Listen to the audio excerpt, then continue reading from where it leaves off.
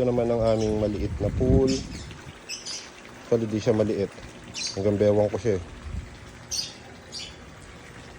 Ayan. So kanina, pagdating ko kaninang umaga, malumot yan, kulay green na may halong brown yung tubig. Ngayon, sinifilter na natin siya gamit yung filter ng Intex. Ayan, ayan o, nakikita nyo, dumadaan sa hose, lumot. Pero pagdating dito, imbes na doon padadaanin yung filter, dito ko siya pinadaan. Yan. Yung dulo ng filter, nilagyan ko ng medyas para mas maganda yung magiging filtering niya. Napifilter siya doon sa ilalim, napifilter din siya dito sa taas. So sinabit ko na lang para mas maganda.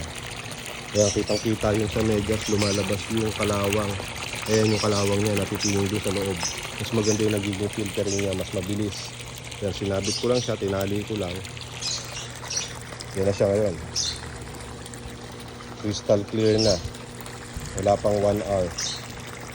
Ayan, siguro after 1 hour, pwede na natin patayin yung filter, pwede nang liguan. Ayan.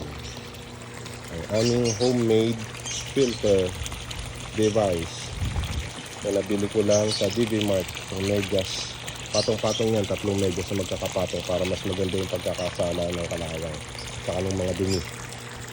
Ayan. So ayan ang aming Intex swimming pool.